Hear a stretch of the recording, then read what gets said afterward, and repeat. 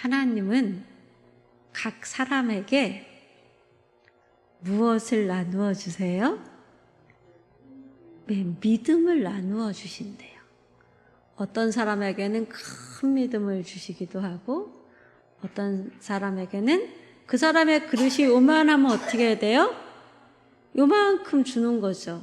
그 사람의 그릇이 이만하면 이만큼 주시기도 하고, 그렇게 주시는 무엇을?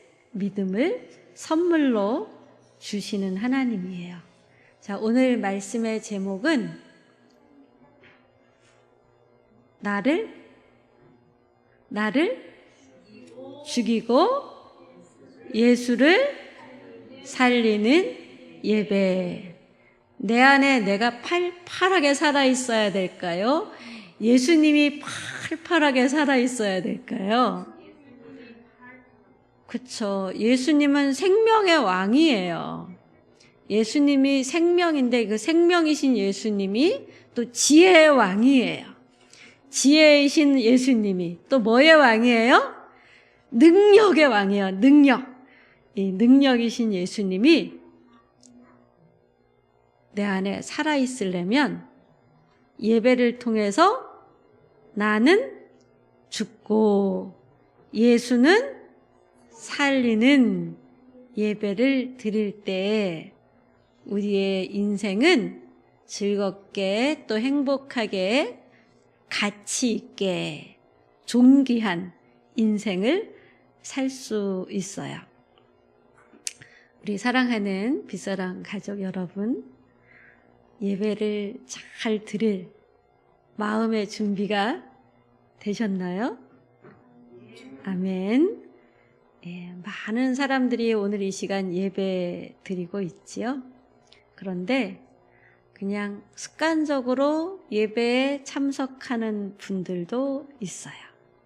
또 예배에 와서 예배를 이렇게 평가하고 관람하는 분들도 있고, 정말 하나님을 중심에 두고 하나님께 집중하며 기도하고 찬양하고 말씀 듣는 사람도 있고, 막 즐거운 마음으로 와서 하나님, 나는 하나님이 너무 좋아요 이러는 사람도 있고, 너무 우울하고 슬픈 속상한 마음으로 와서 하나님 너무 슬퍼요, 나는 아무것도 할 수 없는 것 같아요, 하나님이 도와주세요, 이런 마음으로 예배하는 사람들도 있어요.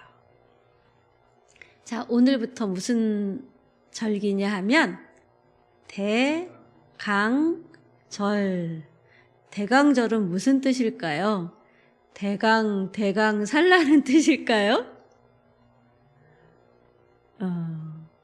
기대한다는 말 뭔지 알죠? 기대한다. 네, 그 의미의 대예요, 대. 강은 하나님이 강림하셨다라고 표현하죠?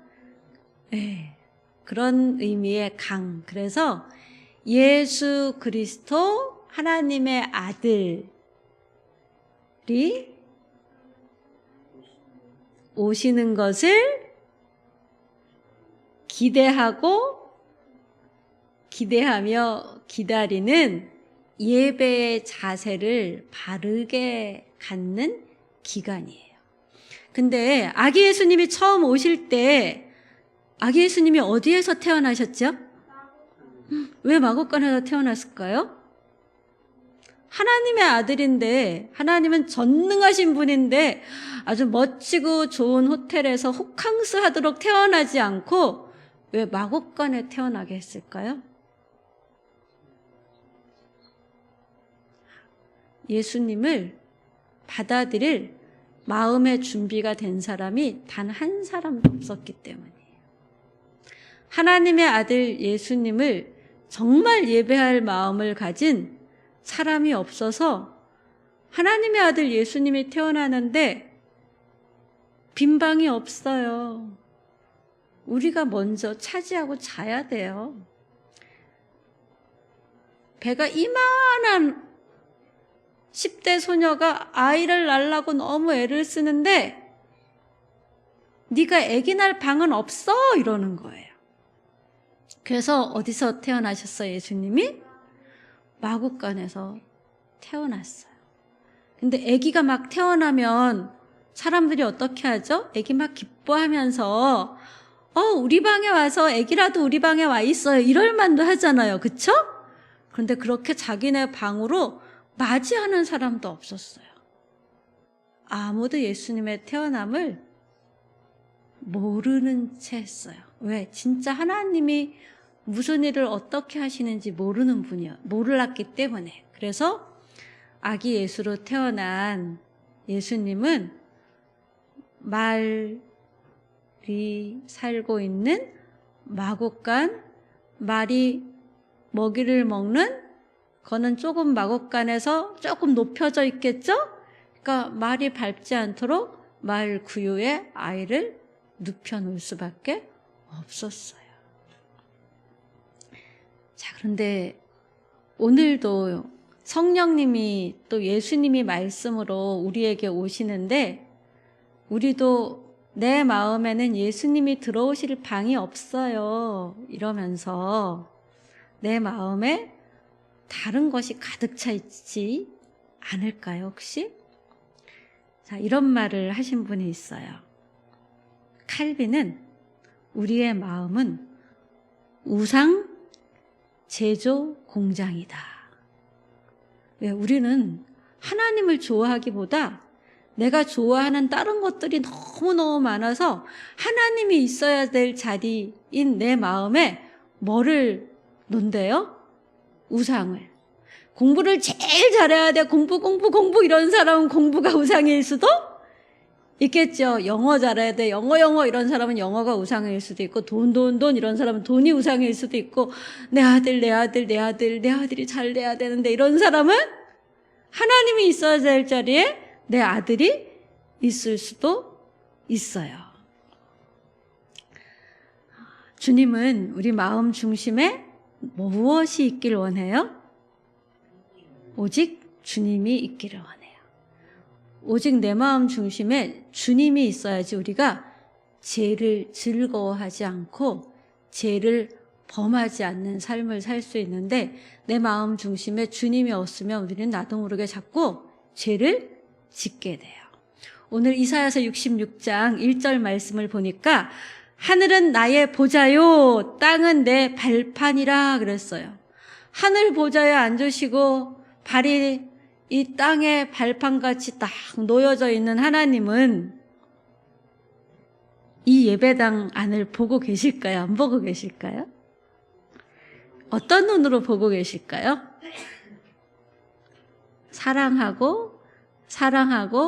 사랑하는 눈으로 부드럽고 따뜻하고 인자한 눈으로 바라보세요. 그런데 아까 오늘 말씀에 보니까 제사를 드리는 사람들이 소를 잡아서 드리고 또 향을 드리는데 소를 잡아 드리는 건 살인하는 거와 같고 향을 드리는 건 우상을 찬양하는 거와 같대요. 왜 그런 이상한 말씀을 하셨을까요?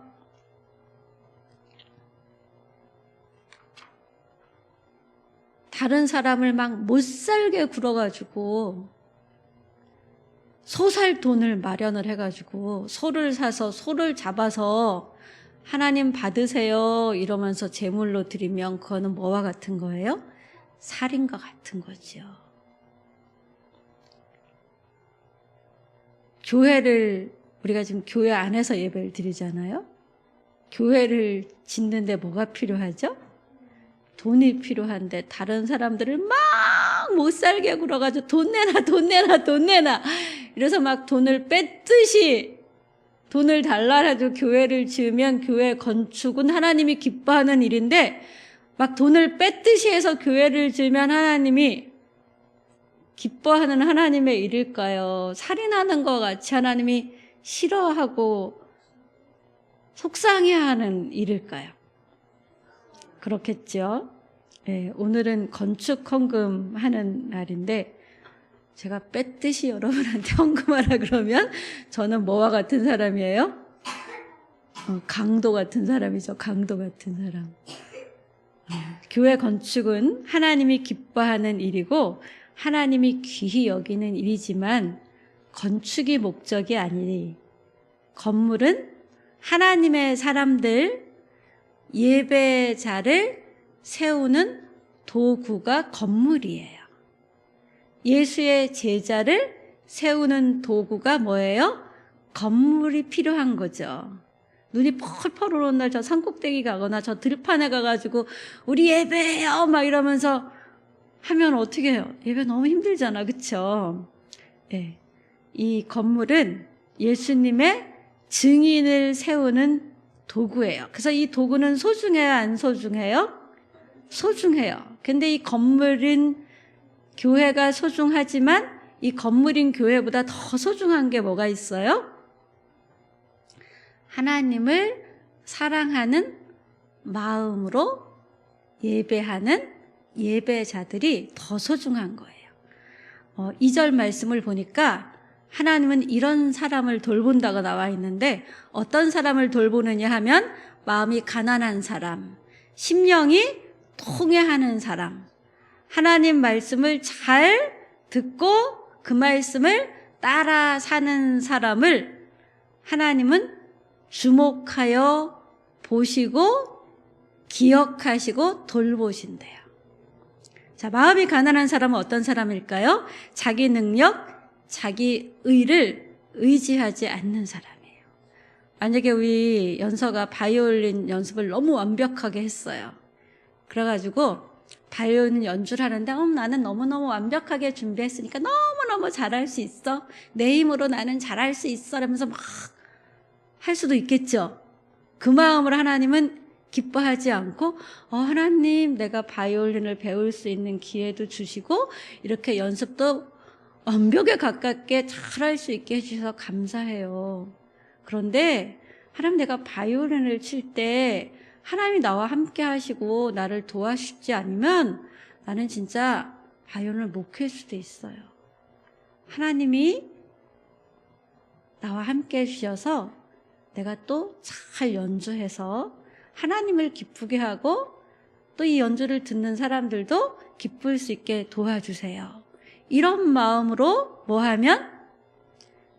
기도하고 하나님을 의지하는 마음으로 연주하면 어떻게 한대요? 하나님이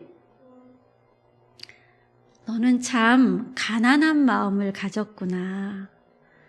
네의 힘을 의지하지 않고 너의 능력을 의지하지 않고 나를 의지하는 너 마음이 참 가난한 마음이야. 그래서 나는 너를 도와주고 싶어, 돌봐주고 싶어 이러신대요.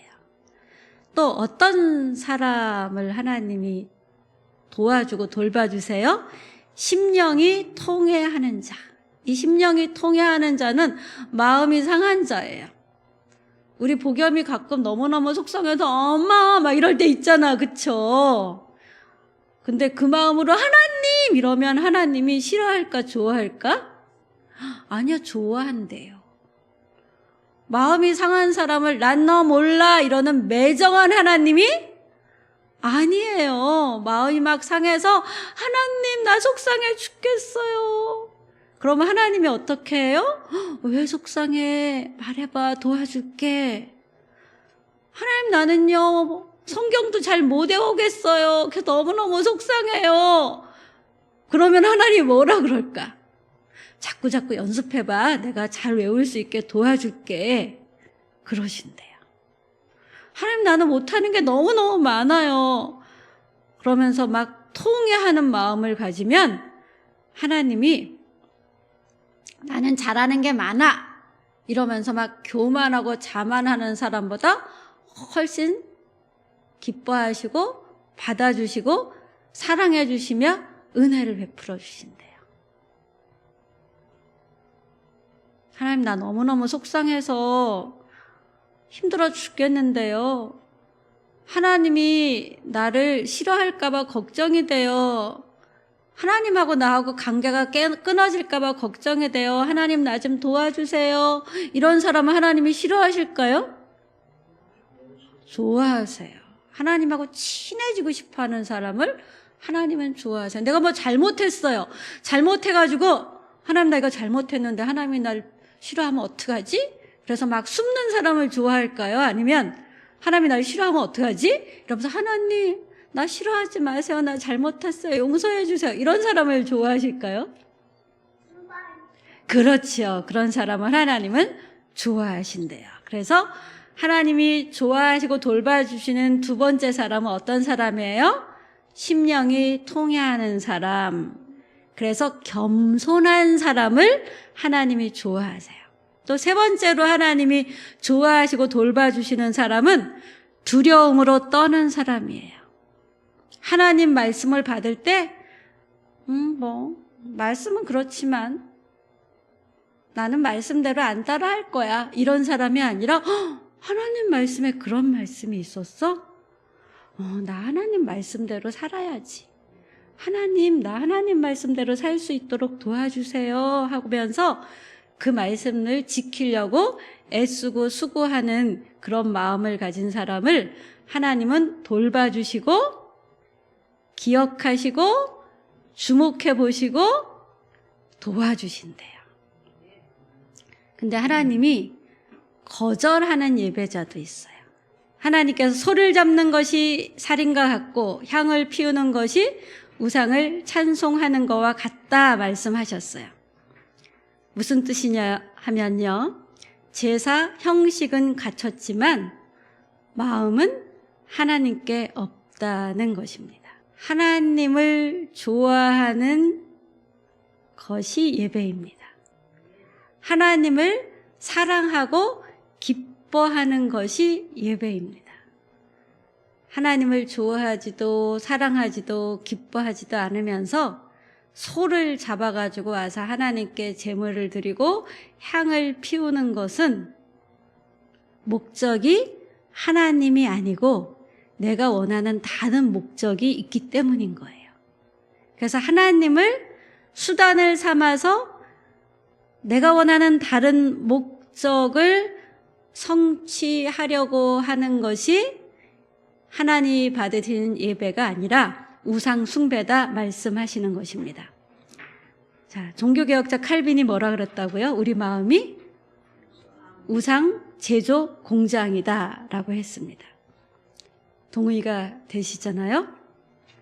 그래서 내 마음에 하나님의 목적이 아닌 다른 우상들을 자꾸 제조하는 그 사람을 내가 기뻐하지 않는다.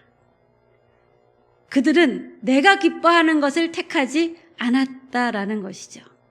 예배자의 마음이 하나님을 향한 것인지 자기 소원을 향한 것인지 우리는 가끔 착각하면서 스스로 속을 때도 있지만 하나님은 속지 않으시는 분입니다. 예배의 가치는 어디에 있냐 하면은요, 좋은 시설, 좋은 환경에 예배의 가치가 있는 것이 아니라 예배 드리는 사람의 마음, 예배 드리는 사람의 존재됨의 내용에 예배의 가치가 있습니다. 예배자의 마음이 하나님을 볼 때 하나님은 그 예배를 가치 있는 마음이라고 하십니다. 내 생각을, 내 기분을, 내 뜻을 하나님 앞에 항복하며 내려놓고 하나님 뜻을, 하나님 생각을, 하나님 말씀을 나의 것으로 받아들이는 예배자를 하나님은 기뻐하시고 그 예배를 받으시는 것이지요. 근데 그 반대일 경우는 그 예배를 하나님이 받으실 수 없다고 하십니다. 사람들이 우리 교회를 예쁘다고들 하지요. 예쁜 건물 안에 있는 우리의 마음이 예수님의 의로 채워져야 우리 교회가 가치 있는 교회가 되는 것입니다. 하나님은 우리 예배의 형식보다 예배자의 존재됨에 더 높은 점수를 주십니다. 예배는 나를 만족시키는 시간이 아니라 하나님을 기쁘게 하는 시간입니다. 자식이 속상한 일이 있는데 그 자식이 저 옆동 엄마 친구네 집 가서 나 너무너무 속상해요 하고 울면 그 엄마는 그 자식을 볼 때 기분이 좋겠어요? 아니잖아요. 왜 제가 엄마가 나한테 저기로 가지 너무 황당할 거 아니에요? 하나님 마음이 그렇다는 거예요. 너무너무 신나서 엄마하고 달려야 되는데 너무너무 신나서 삼촌 집에 가요. 네, 엄마는 슬프죠. 하나님 마음이 그렇다는 것입니다.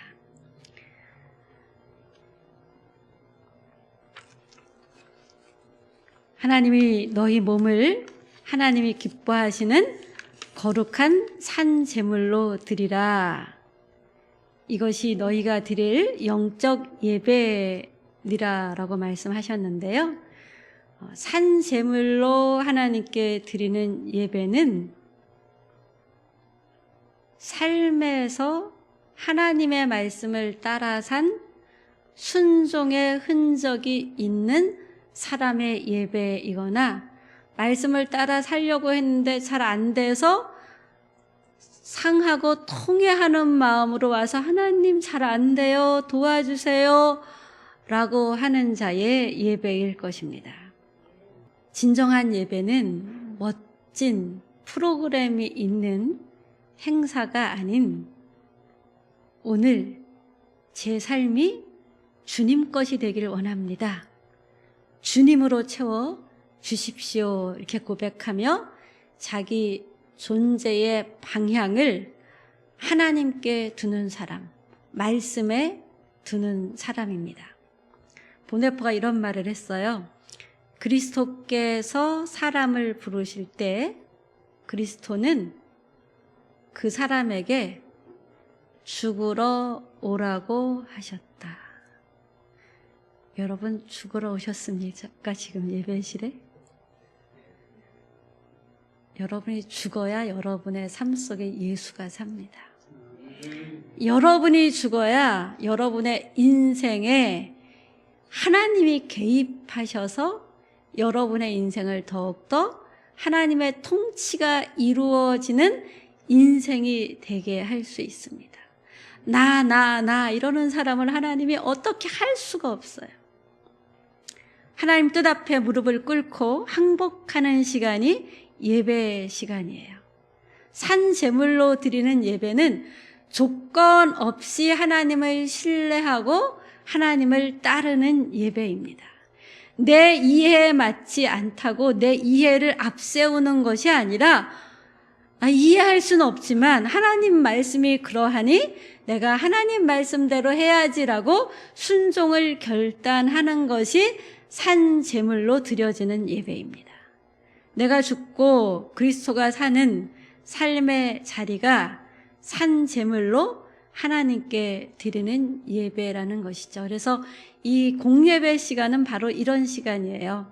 내가 세상에서 열심히 살다가 예배에 와서 내가 열심히 산 삶의 방향이 과연 하나님 중심으로, 말씀 중심으로 방향이 어긋나지 않고 흐트러지지 않고 제대로 살았는지를 잠깐 멈춰서 보는 시간. 거룩한 멈춤의 시간입니다. 이 거룩한 멈춤이 끝나면 어떻게 해야 돼요? 다시 방향 조정을 한 자세로 세상 속에 나가서 하나님이 기뻐하시는 삶의 모습을 추구하며 하나님 중심으로 사는 것이죠. 그래서 우리의 예배를 통해서 내 삶의 운전대를 누구한테 맡기는 거예요? 내가 하는 게 아니라 아빠 하나님께 맡기는 것이죠. 거룩한 멈춤의 예배는 뒤틀린 삶의 방향을 재조정하는 환승정거장과 같은 곳입니다. 예배는 우리 마음과 행동으로 하나님께 드리는 건데 이 마음과 행동의 흐름이 주님의 흐름 속에 들어가도록 주님의 흐름 속에 이렇게 우리의 마음과 행동을 올려놓는 시간입니다. 그래서 우리가 예배를 어떻게 살아야 할지 하나님 나라의 방향을 알려주는 나침반이다, 이렇게 말할 수 있습니다. 이 예배를 통해서 나침반을 잘 보고 자기 삶을 잘 조정하면 세상 속에서 하나님 말씀을 실천하는 삶이 이어지게 살아가는 거죠. 그래서 내 마음과 내 삶의 걸음이 하나님 나라 질서로 재정렬됩니다. 이게 재정렬될 때마다 돈을 버는 것, 쓰는 것, 시간의 우선순위, 말과 관계, 생각과 행동, 나의 밥 친구, 이런 것들이 어떻게 돼요? 조정되게 되는 거예요. 그리고 그렇게 삶이 조정되는 걸 보시고 하나님께서 뭐라 그러실까요? 너는 세상 속에서 산 제물로 예배하는 생활 예배자구나. 예배가 있는 곳에 하나님이 함께 하시잖아요. 그러니까 여러분의 삶의 자리에 하나님이 함께 하셔요. 근데 하나님이 빛이라 그랬잖아요. 길이라 그랬잖아요. 그럼 여러분의 인생길이 어둡지가 않고 밝게 보인다라는 거죠. 여러분의 인생길이 훤히 뚫려 보이고 막힘이 없어 보인다라는 거예요. 그러면 어떻게 될까요? 그것이 하나님이 통치하는 자기 힘으로, 자기 능력으로 살아가는 사람들보다 더 열려있는, 더 풍성한 삶을 살 수 있게 되는 것이죠. 예배는 우리의 삶을 변화시킵니다. 그래서 참된 예배는 감정적인 감동으로 끝나지 않고요, 우리의 삶의 구조를 재편성합니다. 여러분 예수 안 믿을 때는 지금 이 시간에 뭐 하고 계셨어요? 구조가 재편성되잖아요. 예, 자고 있었어요. 아유, 일요일날 늦잠 자는 날인데, 아침부터 예배하러 가야 돼. 힘들어. 우리 이런 마음이 있어서 내 자식이 일요일날 엄마 나 늦잠 자야 돼, 교회 안 가면 안 돼, 이런 고3, 고2 아이들의 소원을 어떻게 하죠? 엄마들이 들어주잖아요. 근데 주일은 늦잠 자는 날이 아니고 주님 안에서 예배 속에서 예배 공동체와 함께 성령으로 안식하는 날이고 내 삶을 재조정하는 날이에요. 겸손한 예배자는 가난한 마음으로 오직 하나님의 은혜를 구하며 말씀 앞에 떨며 순종하려고 발버둥 치며 예배합니다. 그럴 때 진정한 예배 회복이 오게 되고요. 이 예배의 회복이 있으면 어떻게 되죠? 삶의 회복이 있게 돼요. 관계의 회복, 마음의 회복, 경제의 회복, 신앙의 회복. 이것이 곧 무엇입니까? 부흥입니다. 그래서 조나단 에드워드는 부흥에 대해서 이렇게 얘기했어요. 참된 부흥은 하나님을 향한 진실한 경외가 예배 가운데 살아날 때 시작된다. 하나님을 향한 진실한 경외가 예배 속에 없으면 우리의 관계도 삐뚤삐뚤해지고 우리의 마음도 하나님이 싫어하는 온갖 쓰레기가 잠복해 있고 또 그것이 불쑥불쑥 올라오는 마음이 되고, 그러다 보면 어떻게 돼요? 관계들이 다 깨지게 되죠. 그러면 또 하나님이 싫어하는 것들이 이렇게 좋아져요. 하나님이 좋아하는 것들은 잘 할 힘도 안 나고 엄두도 안 나요. 예배가 살아나면 영혼이 살아나고 영혼이 살아나면 가정과 공동체가 살아납니다. 예배를 통해 하나님을 만나고 내 생각과 내 마음이 재정렬될 때 가정이 바로 서고 교회가 바로 서고 삶의 질서가 회복됩니다. 하나님은 예배를 찾는 것이 아니고 예배자를 찾으십니다. 진실한 마음으로 하나님을 경외하는 예배자가 이 예배 시간에 이곳에 있는지를 보시고, 그런 예배자가 있을 때 하나님이 일하시는 거예요. 준비된 예배당보다 준비된 심령을 하나님은 방문하시고, 그 준비된 심령이 있는 곳이 하나님의 임재가 가득 찬 예배실이 되는 것입니다. 어떻습니까? 여러분, 오늘 하나님께 마음을 드리는 예배를 드렸는지요? 하나님이 기뻐하시는 것을 선택할 용기를, 또 변화될 용기를 내실 의향이 있으신지요? 이번 예배 후 여러분은 무엇이 달라져야 할까요?